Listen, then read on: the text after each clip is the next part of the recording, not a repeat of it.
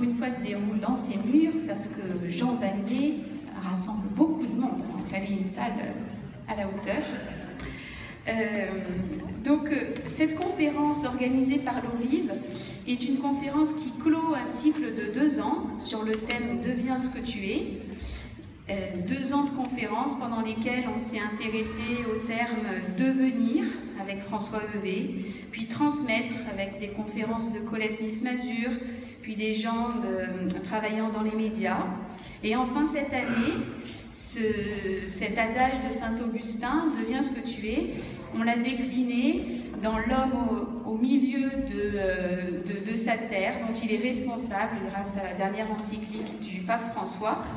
Et puis, en s'intéressant au terme de la vie, celui des soins palliatifs, avec une conférence de Sœur Nathanaël, Dr Iverello, Sœur Marie-Pierre. Voilà, alors Jean, nous vous accueillons aujourd'hui et c'est une immense joie pour nous. Voilà, on se sent privilégié. Merci infiniment.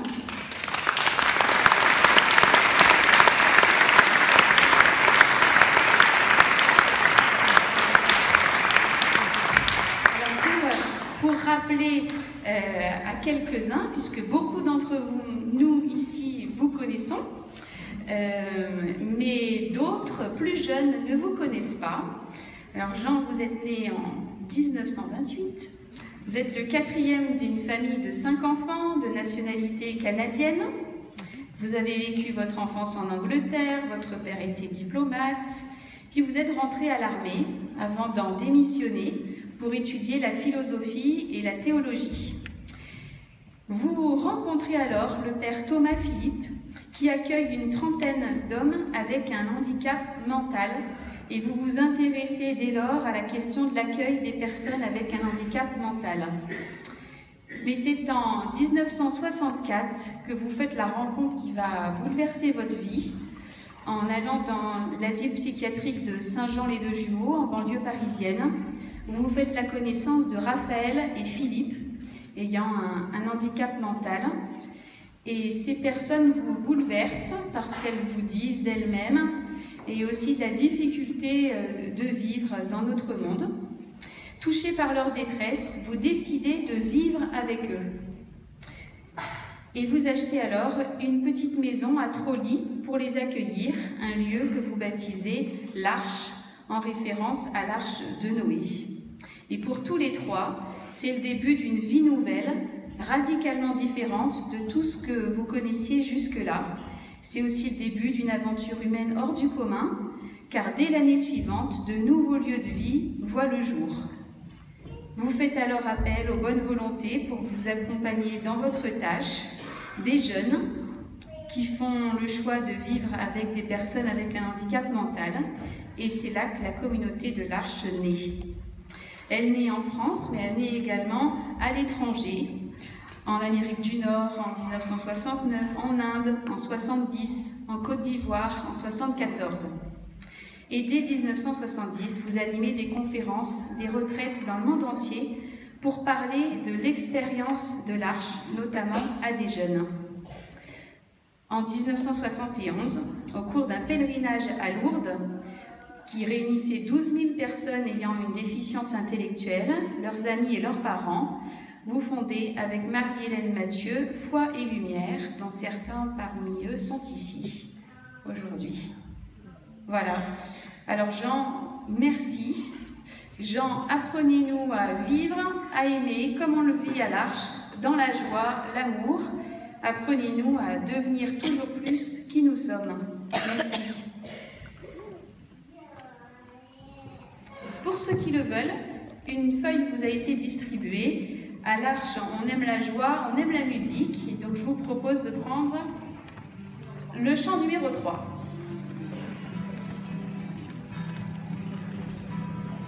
Écoute, ton Dieu t'appelle, viens, suis-moi, lève-toi et ne crains pas de marcher avec lui.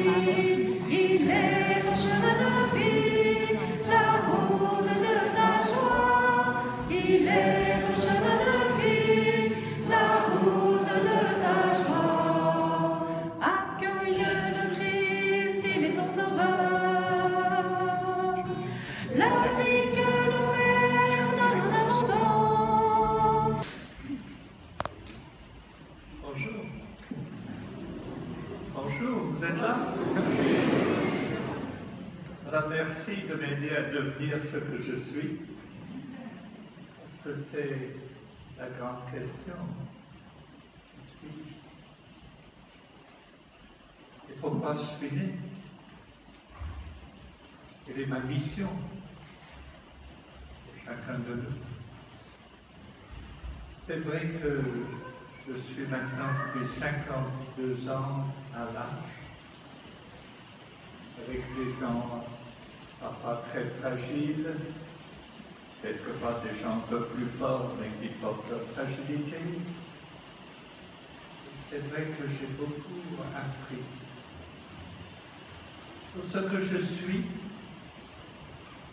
est-ce que je suis un être humain? J'ai mes violences, j'ai mes désirs de rencontrer des gens.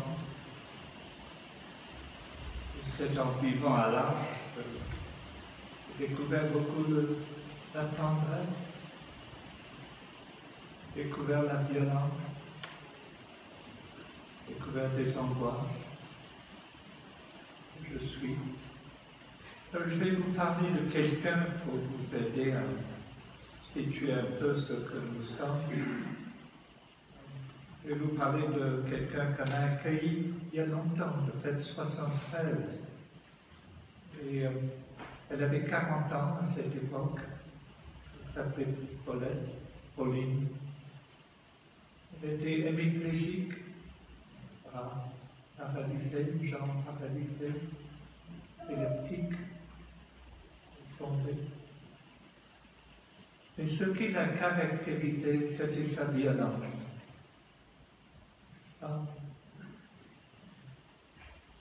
Elle est violente, elle se jetait par terre, elle hurlait.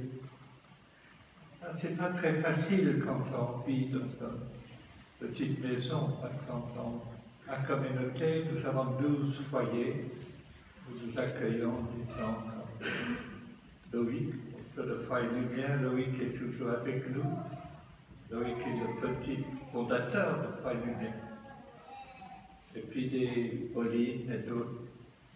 Et comme on est très en vie ensemble, on mange ensemble, on travaille ensemble. C'était pas très facile de vivre avec Pauline. Alors on a parlé avec notre psychiatre, un homme merveilleux.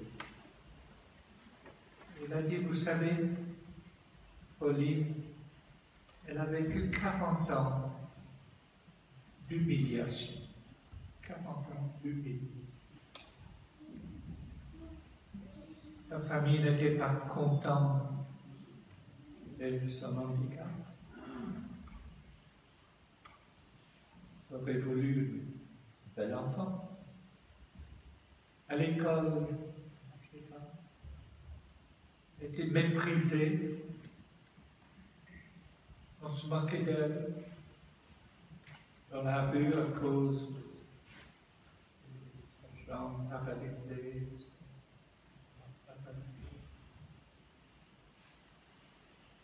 C'est tout le temps qu'on se moque d'elle. À cette époque, on parlait des débiles, des idiots, enfin toutes les phrases qu'on utilise blessent énormément les gens. Et Errol, notre psychiatre, il a été humilié. C'est débile, tu ne comprends rien. Pourtant, elle avait une intelligence bien nouvelle. Elle a beaucoup souffert. Je m'appelle Errol disant que sa violence est comme un cri. Est-ce que quelqu'un aime? Est-ce que je suis? Que quelqu'un veut devenir mon ami? C'est ça la question. Il veut devenir l'ami Pauline. Alors il a dit, ce cri peut être un cri de violence, d'hurlement. Qui peut m'accueillir? Bien sûr, elle avait eu des médecins, des psychologues, etc. Toute une range de professionnels.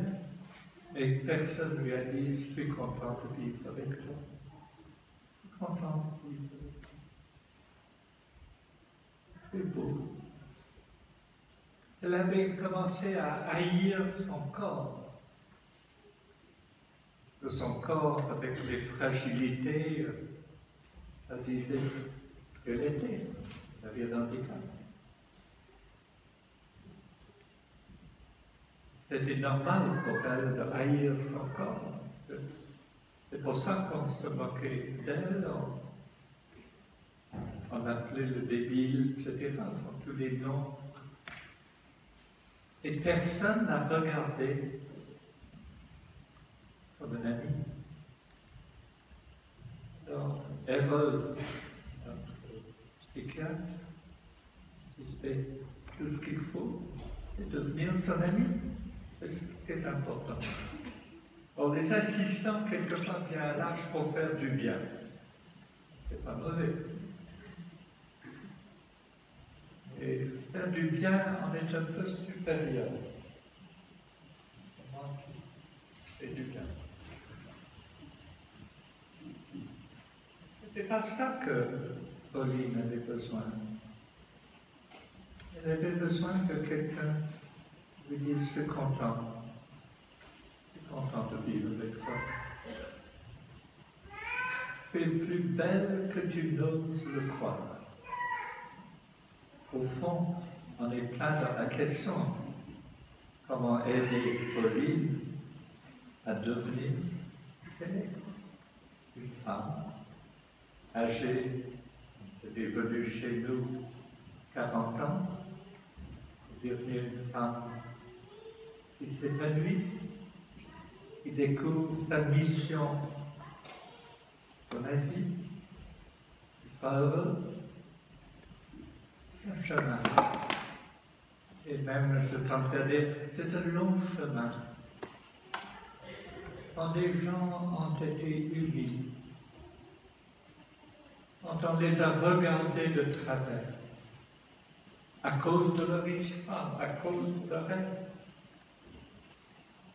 comment regarder les gens avec les yeux de bienveillance et je dirais de tendresse. Ne pas regarder quelqu'un de travers. C'est ça. Je dirais ce que j'ai appris à l'âge. On est devant des situations, des gens très différents. Je disais, on avait accueilli Loïc, le fondateur. Loïc, 60 ans. Et bon, comme ça. Il ne parle pas. Il est arrivé chez nous en 78. Donc il avait, je crois, 18 ans, calculé. Et il a 60 ans. Il est d'une beauté, cet homme. Il ne parle pas.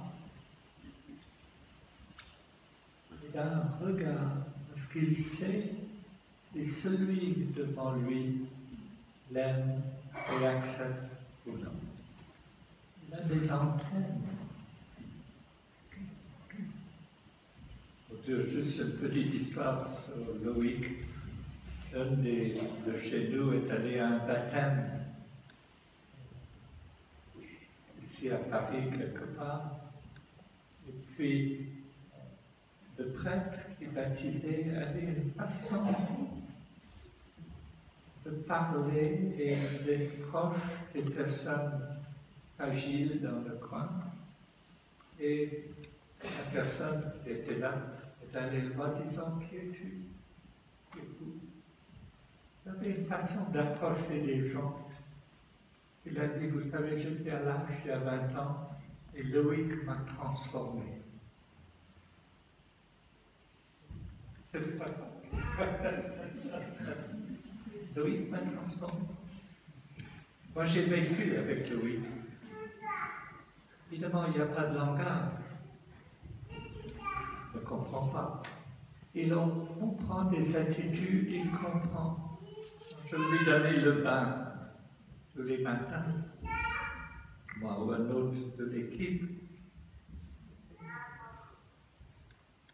Il m'a beaucoup appris à une communication non verbale, une communication à travers le corps, une communication à travers les yeux, une communication à travers les mains.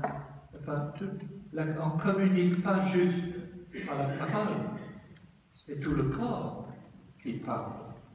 Et avec Loïc, c'était la qualité de le toucher et de le toucher. Quelqu'un de sacré. Toucher. Saint Paul dit, est-ce que tu sais que ton corps est le temple de Dieu?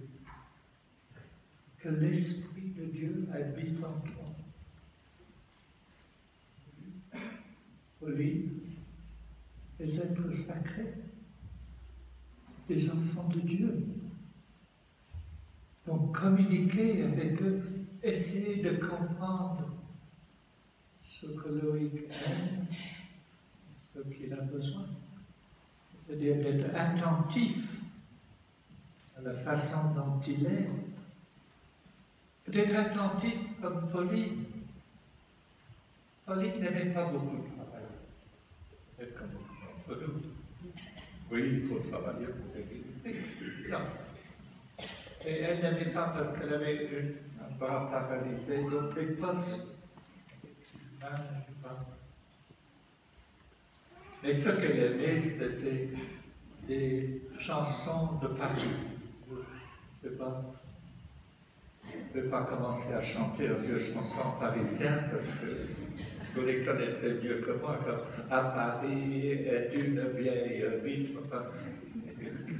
N'avait pas de dents, et puis la meilleure dentifrice c'était Colgate, enfin ça c'était. Mais elle aimait beaucoup ça. Elle aimait la fête. Elle aimait chanter et même danser avec ce qu'elle était. Et peu à peu, elle trouvait sa place autour de la table. Vous savez, Jésus, vous le connaissez, Jésus?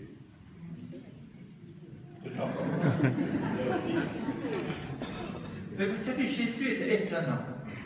Il a une vision de notre monde, mon Dieu. Je vais vous lire une des petites phrases de Jésus.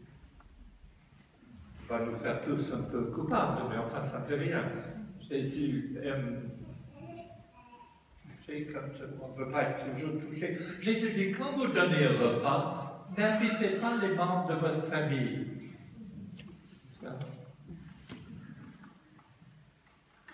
N'invitez pas les gens riches du coin. On le fait parce que peut-être il va donner un peu de fric. N'invitez pas vos copains. Il continue. Et quand vous donnez un banquet, super repas. Oui, n'invitez pas. Et quand vous donnez un banquet, invitez les pauvres, les estropiés, les infirmes et les aveugles. Au temps de Jésus, ce petit groupe, c'était des mendiants. Des mendiants. Et Jésus dit, si vous leur donnez un très bon repas,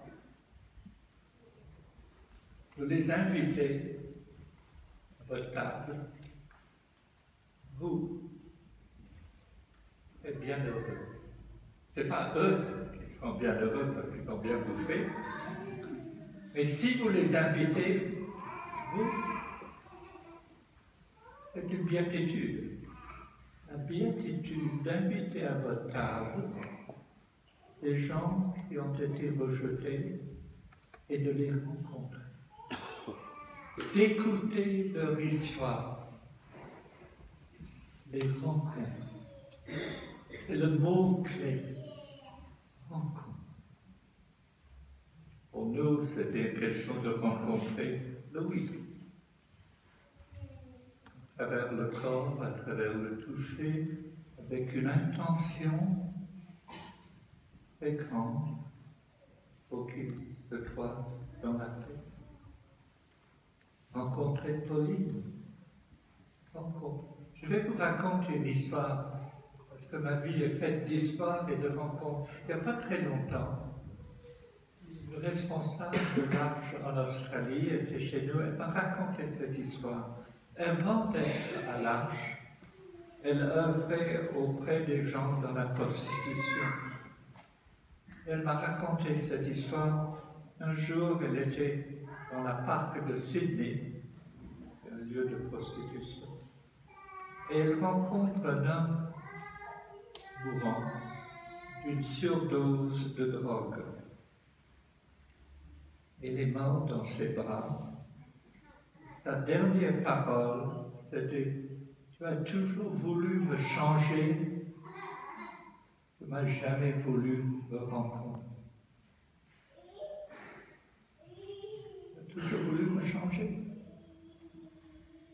et tu n'as jamais voulu me rencontrer. Rencontrer, c'est prendre le temps. Écoutez, dites-moi ton histoire. Et un garçon comme ça, probablement un gars qui était dans la rue très rapidement, abandonné par la famille, qui a rencontré un groupe de gens qui avaient de la drogue. Après, il avait besoin de l'argent, de la drogue. Il y a une histoire, toujours une histoire. Et rencontrer ton histoire. Dis-moi tes souffrances. Dis-moi ce que tu vis. C'est pas si simple. Mère Thérèse dit qu'en chacun de nous, il y a la peur de la personne différente, souffrante. J'ai un petit peu de peur. On ne sait pas quoi faire devant la personne qui est là, qui est perdue. Puis elle a dit, si on approche un peu, on s'écoute mutuellement, je découvre combien tu as souffert. Pas besoin d'écouter l'histoire de Pauline, tout ce qu'elle a vécu pendant 40 ans, d'humiliation. Tu vaux rien, tais-toi, t'es débile.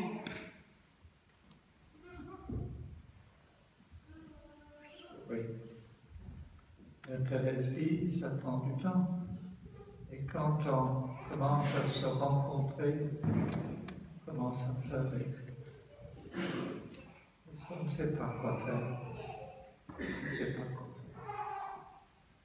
Puis le troisième temps, c'est que dans la rencontre, on a suivi une communion. On s'est rencontrés.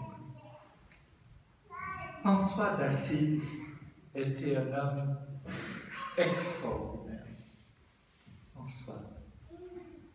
François était un jeune homme qui aimait gagner, il voulait être chevalier sur un cheval, il allait à la guerre, il allait combattre pour Assise contre Perugia. C'était la guerre quand les villes étaient à 40 km, c'est comme Château était en train de faire la guerre avec je ne sais pas où. Saint-Germain, on n'aime pas. Alors, toutes les troupes de Château, etc. Et puis, il était pris prisonnier. Il a eu après une maladie mentale. Et tout ce temps, il avait les lettres en répulsion. Les lettres, le corps atteint, les doigts qui tombent, enfin c'est horrible. Et un jour, le Seigneur lui a dit d'aller vivre avec eux. Vous pouvez lire cette histoire, c'est le premier numéro du Testament de François. Alors, je suis allé vivre avec eux. Puis, il termine en disant, quand je les ai quittés, J'avais une nouvelle douceur dans mon corps et dans mon esprit. Et en vivant avec eux, il n'a rien fait. Il n'a pas donné des médicaments, il n'a pas dit je vais vous trouver du travail. De toute façon, les lettreux à ce moment-là marchaient en bande, en groupe. Et il n'a rien fait. Ces hommes et ces femmes lépreux, ils étaient vus comme des êtres élus, pas diaboliques. Vous savez, même Saint Jean, les disciples de Jésus, quand ils voient un homme né aveugle, vous savez, c'est la question qu'ils posent. Est-ce que c'est à cause de ses péchés ou les péchés de ses parents qu'il est né aveugle? Donc, né aveugle, c'est une punition de Dieu. Et c'était à l'époque comme ça, les lépreux. Et les lépreux, ceux qui avaient ce petit point blanc qui montrait qu'ils étaient lépreux, il faut partir, quitter le village, partez. C'est pour ça qu'ils habitaient dans des bandes, vous les voyez dans l'Évangile. Il y avait, on dit, les historiens disent, il y avait 20 000 léproseries en Europe. François n'a rien fait. Il a simplement été avec eux. Il a pris le plus beau que nos enfants. Il a écouté la souffrance de chacun.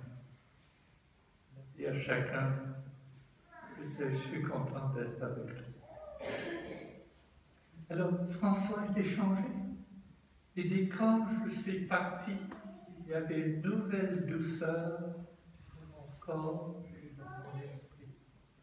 Des murs autour de son cœur. Mais vous savez, des murs montent autour de son cœur parce que tel groupe, je ne l'aime pas. Telle personne, je ne l'aime pas. Tel genre de telle culture, je ne les aime pas. Je ne veux pas les rencontrer. Alors on crée des murs autour de nos cœurs. Ça m'embête. Et puis de toute façon, je n'ai pas le temps. Tout ce qui fait qu'on a peur. Et c'est ce que disait François, il avait peur, c'était la répulsion.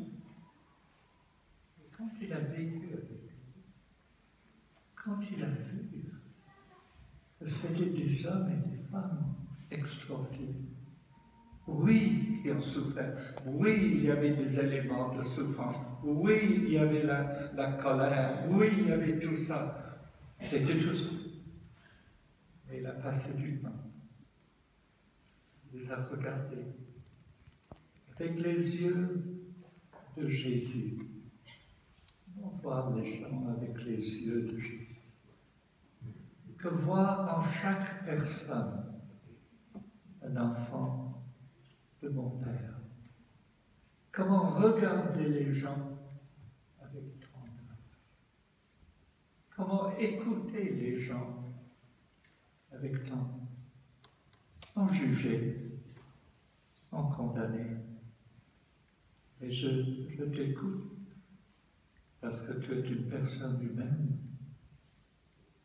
Tu es un enfant de Dieu, quelle que soit ta religion. Tu es créé par le Père, tu es un enfant de Dieu. Accueillir chacun sans peur. On ne sait pas toujours quoi faire. J'appelle à Paris, il faut que je regarde l'heure. Quand c'est l'heure d'arrêter, j'étais à Paris un jour, et près de Saint-Germain, et j'étais accosté par une dame qui m'a dit « Donne-moi 10 €. J'ai dit « Pourquoi ?»« J'ai pas bouffé. » Pourquoi? Je sors de l'hôpital psychiatrique. Alors on a commencé à bavarder un peu. Et j'ai réalisé que si je continuais un peu plus à l'écouter, je serais coincé. Parce que si on commence à écouter l'histoire, Alors j'ai donné 10 euros, je suis parti. Parce qu'on ne sait pas très bien comment faire. On est un peu perdu. J'aurais pu faire des choses. J'ai toujours occupé. Et puis, l'histoire du bon samaritain, extraordinaire. Ce bon samaritain qui s'arrête devant un juif qui a été battu, frappé par des bandits. Il s'occupe de lui. Il passe la nuit. Le samaritain, il détestait les juifs parce que les juifs méprisaient les samaritains. Ils sont du bavard. Et le juif a dû se dire, c'est toi, un ennemi, c'est toi qui m'as sauvé. Et au religionnaire, on parlait, et toi? Le samaritain, plus il écoutait le juif, il a dit, c'est quand même un bel homme. Ils ont changé. Le juif a été guéri pas seulement dans son corps, il était surtout changé dans son cœur. Et le samaritain aussi. Il a aidé le juif dans l'auberge, et lui le samaritain. C'est ainsi aussi que François est changé. Les murs de peur sont tombés. Les murs de peur. Je suis allé en Chili il y a quelques années pour Foi et Lumière. J'arrive à l'aéroport et c'est Denis qui m'accueille et ils m'ont conduit vers Santiago.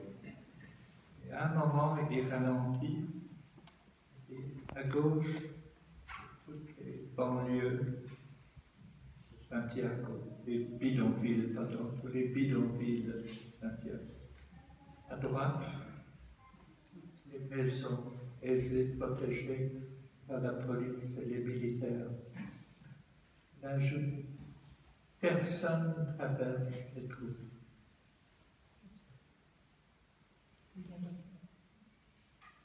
Les gens des bidonvilles n'osent pas traverser la route parce que les militaires, la police qui protègent.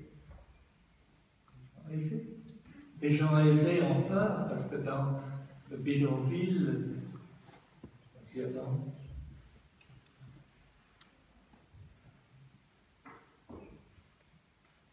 Le Samaritain n'a pas eu peur.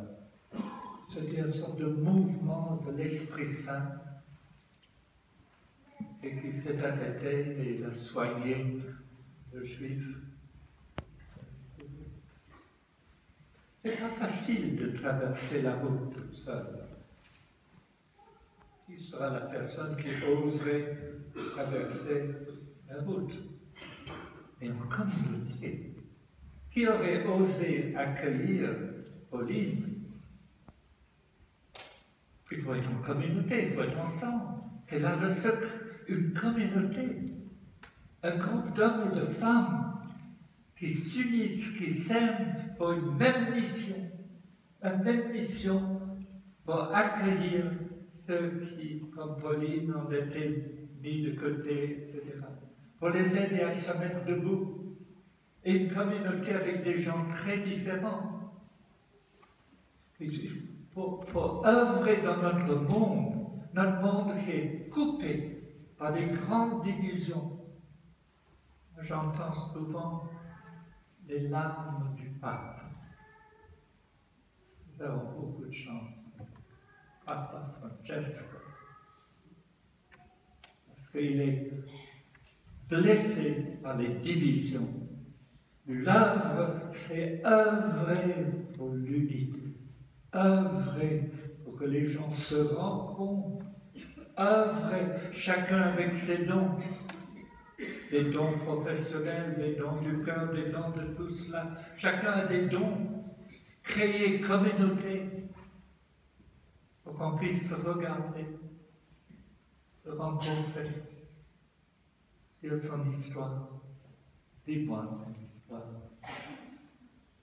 J'aime toujours dire appartenir pour devenir.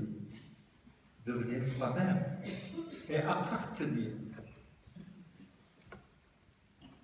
Oui, heureusement, je suis à l'âge et j'appartiens à une communauté. Je n'ai plus de responsabilité maintenant, ça c'est super. Mais aussi, ça veut dire que je dois obéir. Enfin, c'est moins super, mais enfin, c'est être là. Je vis dans un foyer, plutôt je mange dans le même foyer, et c'est super. Et j'apprends tous les jours, acceptez-le, différent, avec ses hauts et ses bas, ses dépressions. Vivre en communauté, c'est surtout quand les cultures, les arts, quelquefois la religion et les handicaps sont différents. Accepter chacun comme il est. C'est un long chemin. Toute une vie. Avec Pauline, bon, ça a pris du temps pour que ça pèse. Et un jour, elle m'a dit, je voulais connaître Jésus.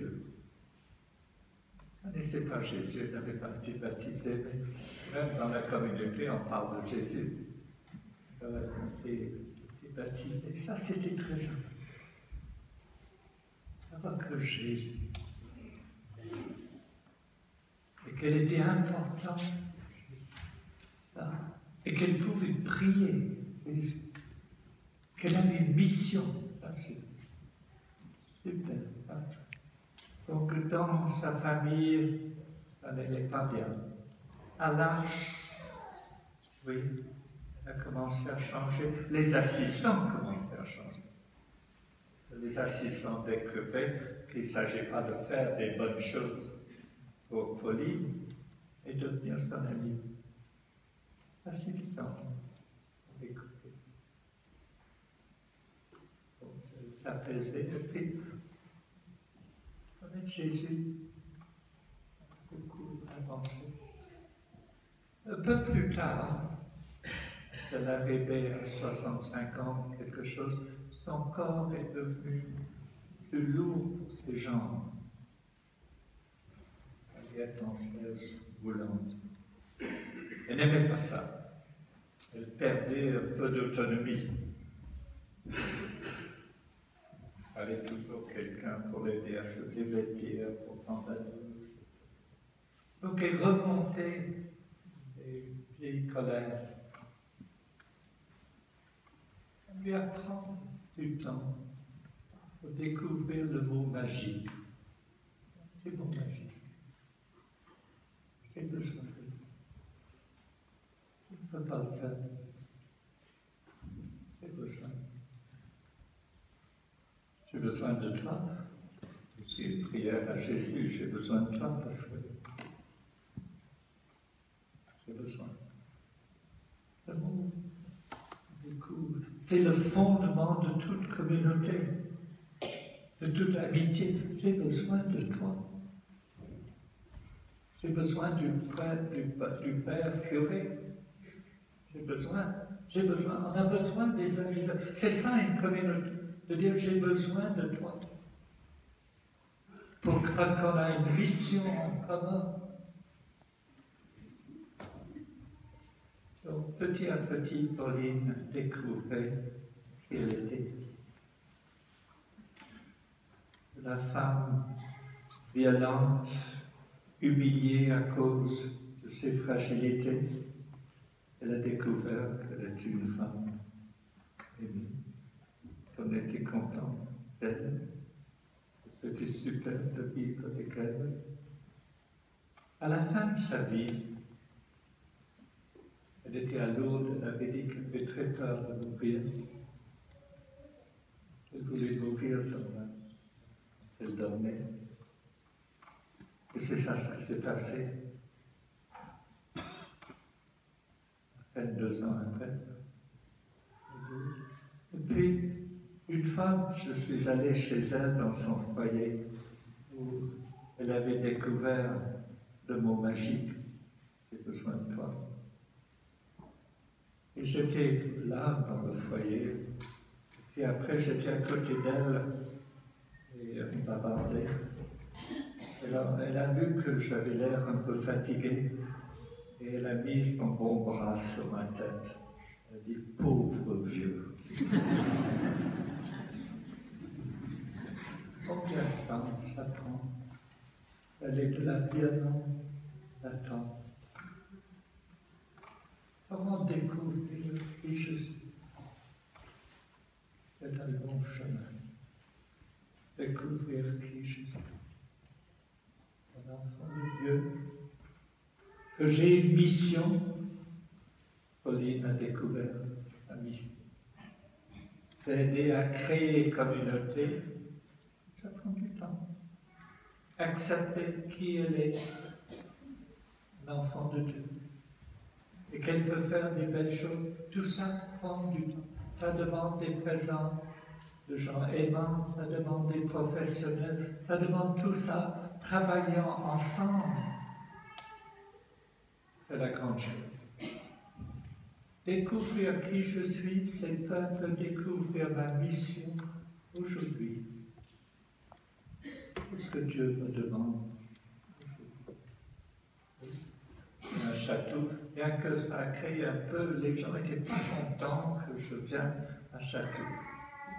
Ils disaient, tu es déjà trop fatigué, il ne faut pas que tu partes donner des conférences ailleurs, etc. Alors j'ai dit oui, j'avais dit oui il y a quelques mois, enfin, il faut passer à travers des choses, comme ça, mais la communauté, comme ça, va découvrir sa mission. 2 ans, j'avais 90 ans. J'ai toujours cru que 90 c'était un peu âgé. Et comment on vit quand on est dépouillé, quand on ne peut pas donner des conférences, faire des choses? Découvrir qui je suis, avec ce que je suis aujourd'hui, un enfant de Dieu. Avec une mission, chacun de nous, de créer un lieu où nous apprenons à aimer. Ça veut dire passer à travers des moments difficiles. J'ai passé 1 an dans un des foyers de l'Arche où il y avait Lucien. Et Lucien avait énormément d'angoisse, pas dans le détail. Et il pouvait hurler pendant 2 heures. C'est difficile. Il avait vécu 30 ans avec sa maman, qui était une femme extraordinaire.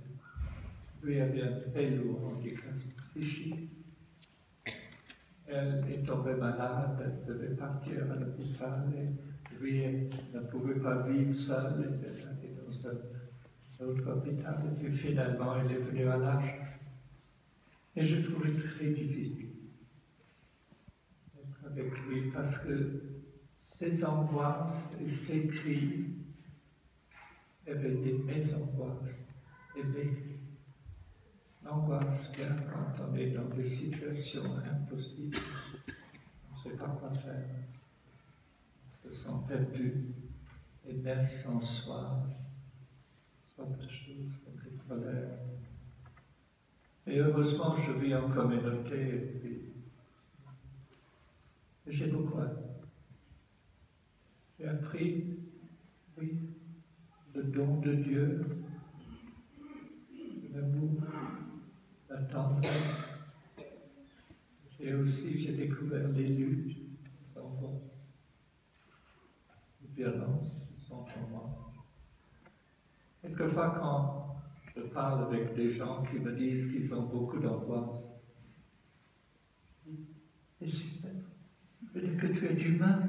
Vous savez, les vaches n'ont pas d'angoisse. Les oiseaux non plus. C'est nous, humains. On a des angoisses. On se sent un peu perdu, on ne sait pas, etc. Apprendre suis. Et c'est un chemin. Pour Pauline, c'était un long chemin. Pour François d'Assise, il est devenu ce qu'il était. Elle a laissé tomber les murs. Il découvre les lépreux. Ce sont des hommes et des femmes aimés de Dieu. Ils ne sont pas méprisés d'être avec. Il y a beaucoup de gens, personne, on ne sait pas toujours quoi faire. Tout ce que je sais, c'est que les mendiants, il ne s'agit pas de donner 1 franc à chacun, mais on peut donner ce qui est le plus beau, un sourire. Comment t'as dit? Il n'y a pas très longtemps, j'étais à la gare du Nord et il y avait un grand homme avec un chien à ses pieds. Il était en difficulté, il avait 26, 27 ans. Je suis allé, j'ai dit, écoute, tu sais, j'ai rien à te donner, mais moi je m'appelle Jean, comment toi tu t'appelles? Tony. Alors, j'ai demandé à entrer en conversation.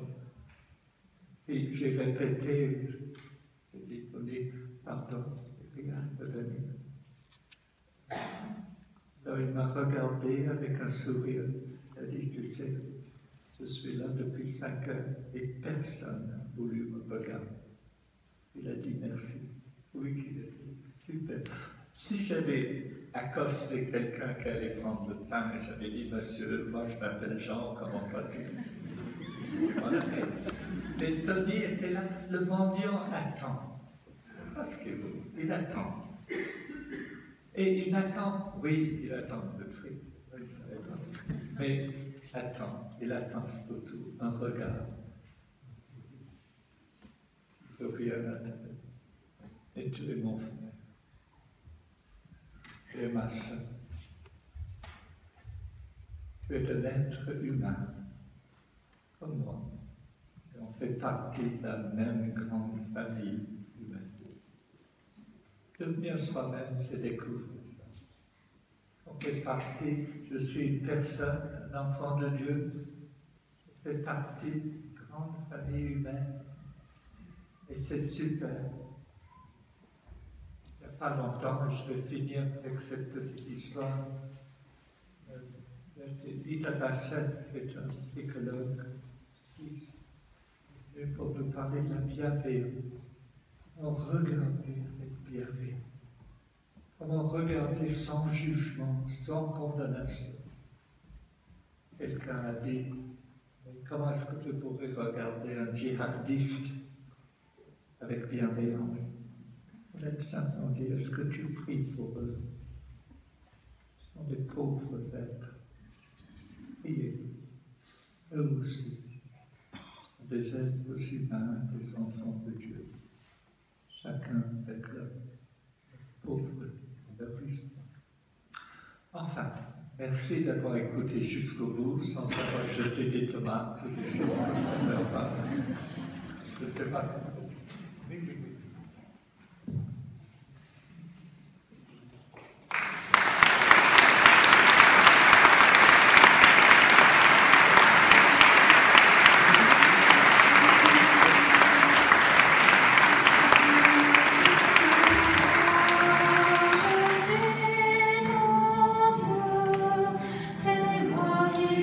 Choisi, appelé par ton nom.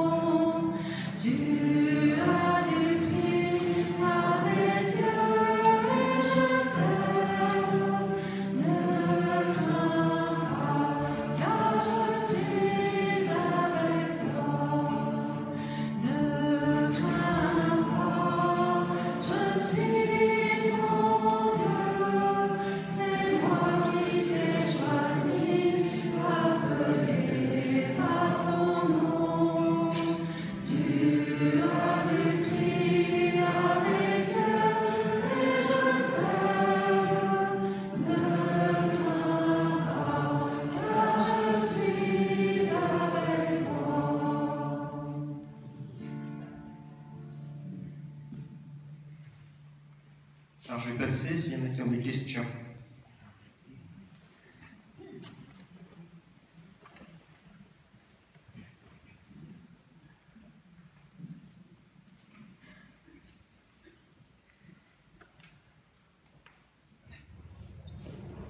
Moi, j'en aurais une, Jean, à vous poser. Vous avez écrit un livre il y a quelque temps qui s'appelle « Les signes des temps » et dans lequel vous disiez que notre monde était de plus en plus fragile et quelque part provoquer ces fragilités aussi par les cadres qu'il promouvait.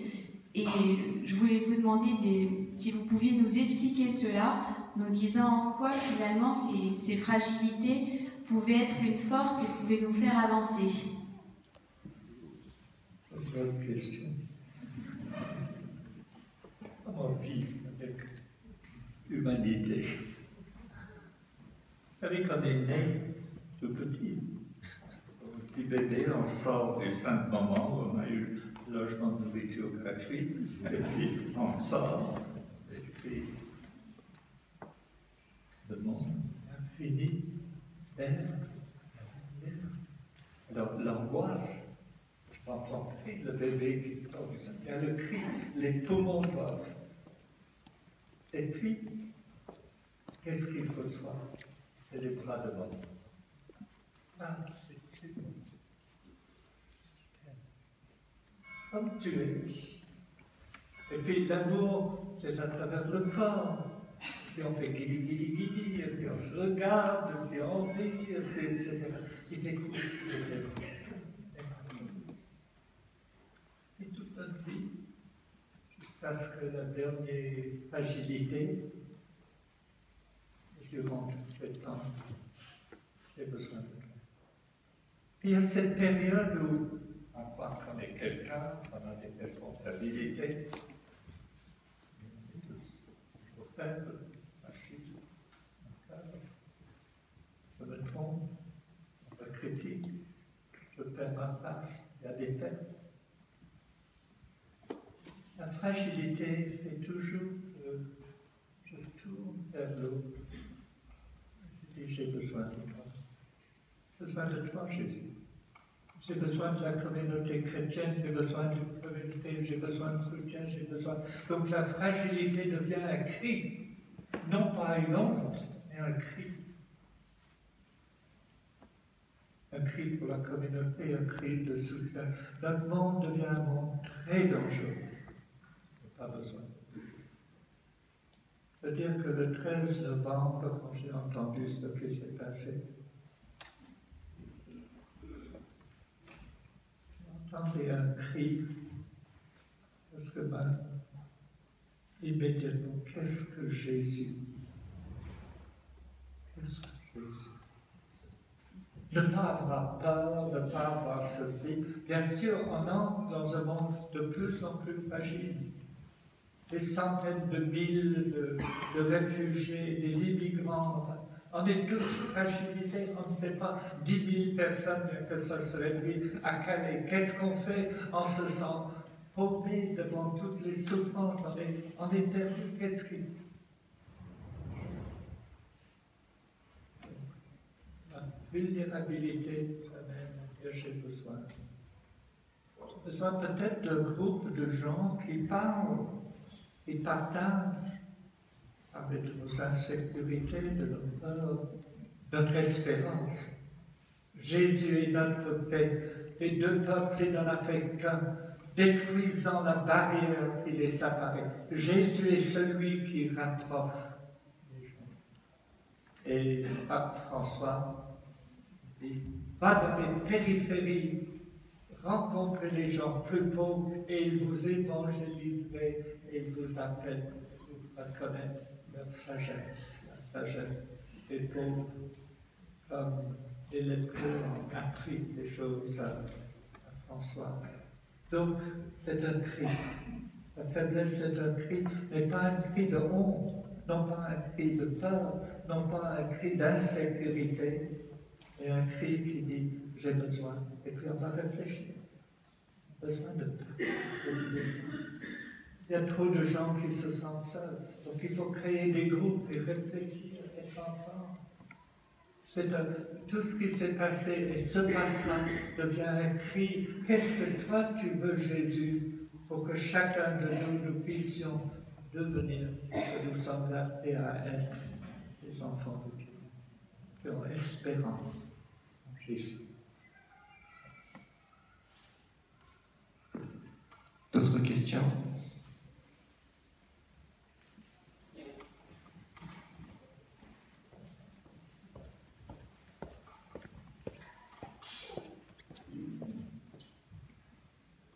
Avec l'équipe fraternelle, on a préparé plein de questions qu'on n'a pas eu le temps de vous poser tout à l'heure, mais il y en a plusieurs qui tournaient autour de cette question-là. Qu'est-ce qui vous a poussé, qui vous a motivé pour donner toute votre vie à l'Arche auprès de ces personnes?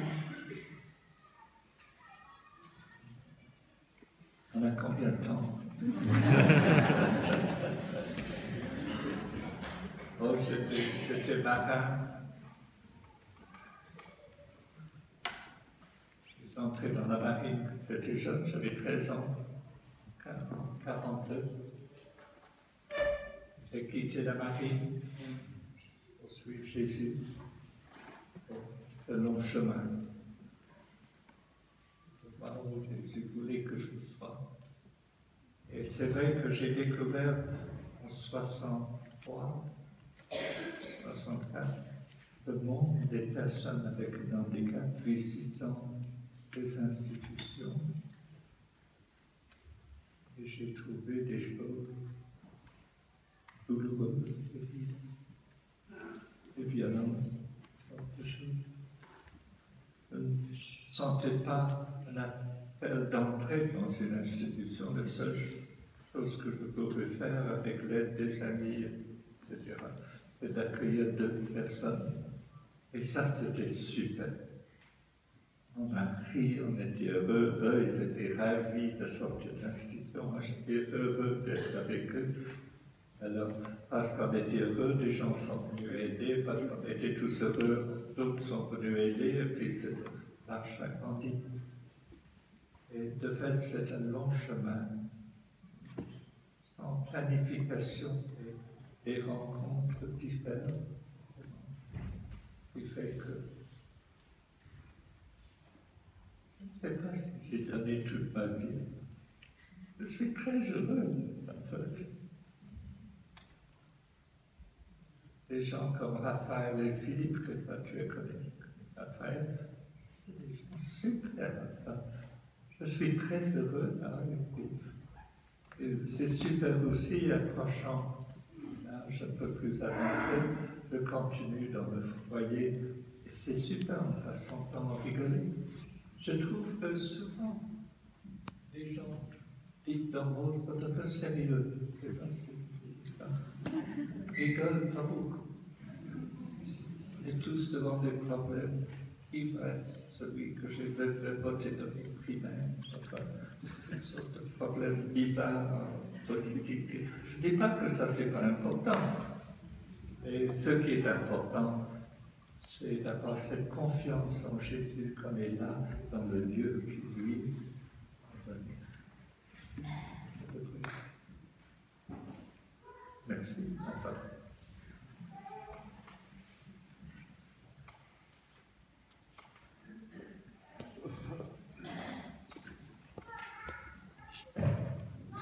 J'ai eu la chance de passer quelques semaines à l'Arche et je pense que j'ai appris à aimer, à être tendre, à sourire. En sortant de l'Arche, on se retrouve confronté à d'autres gens qui n'ont pas cette soif d'amour, qui ne sont pas moins ouverts, qui ne savent pas que. On a du mal à se tourner vers eux et leur sourire, ce que vous disiez. Alors comment faire pour aimer, pour sourire, pour être tendre avec ces gens autour de nous, pour avoir la fête? C'est ce qui est extraordinaire. Avec les lépreux, je crois que c'était les mêmes choses. Une soif d'être reconnu. Et ce qui est beau avec des Pauline, Blé, etc. Mais soif. Et c'est ça, de répondre à une soif qui éveille une soif. Et de fait, c'est ça la question au niveau de la vulnérabilité devient un cri, est-ce que quelqu'un m'aime? Ça me touche. Je veux répondre si j'ose répondre. Parce que de fait, quand Jésus dit, quand vous donnez un repas, etc., n'invitez pas la famille, tout ça. Et si vous donnez un banquet, quelque chose, vous serez, c'est une béatitude. Parce que votre cœur changera. Vous découvrirez que Pauline, c'est une femme extraordinaire.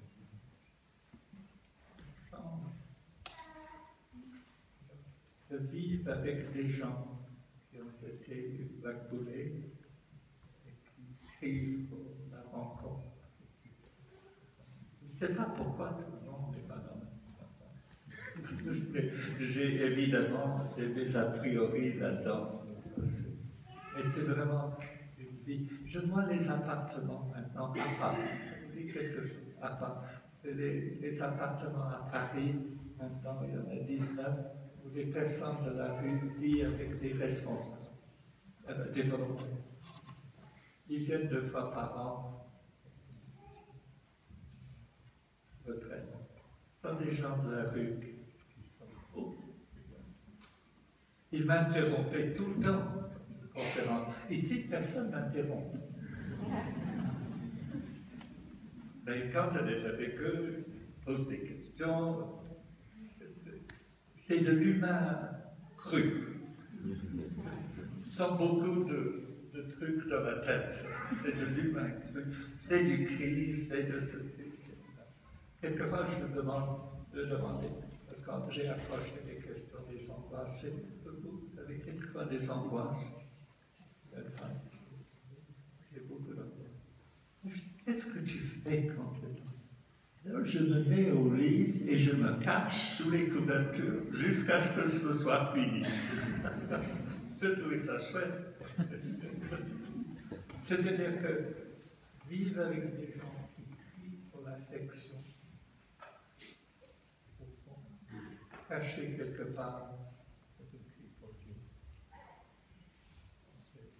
On a beaucoup de chance.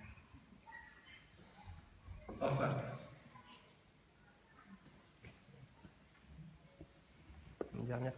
Une dernière question? Dernière, je ne sais pas. Monsieur Mélier, vous nous avez parlé d'amour, de souffrance, d'échanges, de rencontres, des mots merveilleux, et surtout cette phrase. J'ai besoin de toi. Comment faire quand on n'est pas soi-même en jeu et qu'on est en face d'un être qu'on aime, qui souffre physiquement et moralement. Moralement, parce que cette personne a perdu un enfant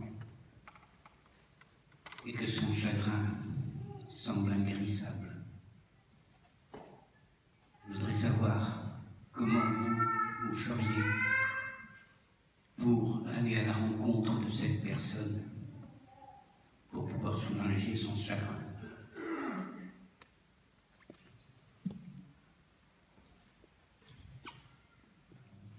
Et aller, oser aller, l'Esprit Saint. Il y a tellement de choses à penser. Et oser aller vers eux sans savoir. Et les regarder avec affection. Et de pleurer. On apprenne à pleurer avec tout ça.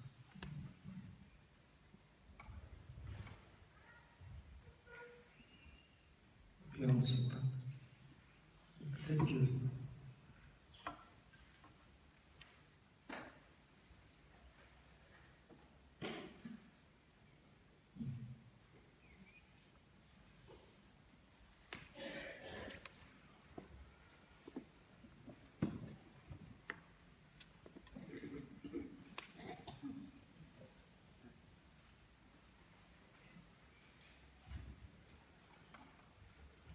On va terminer en chantant un grand merci, Jean, pour ta présence, ton échange avec nous. Pour ceux et celles qui le souhaitent, il y a la messe à 18h30 ici même.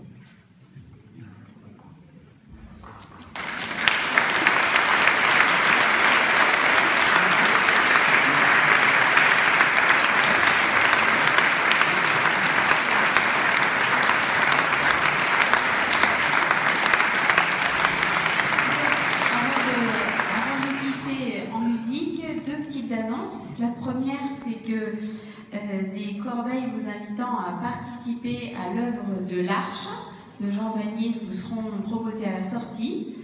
Et la deuxième, de vous tenir au courant du prochain cycle de conférences de l'eau vive qui débutera en septembre prochain et qui s'intitulera « L'aubaine d'être né en ce temps » et qui traitera des grands bouleversements du monde actuel, technologique, notre rapport au temps, à la personne, et de les voir avec toutes les prudences nécessaires, mais aussi l'espérance à laquelle on nous appelle pour prendre part dans notre monde et y être pleinement acteur en l'aimant. Voilà. Merci beaucoup et bonne soirée. Pour ceux qui le veulent, c'est le numéro 7.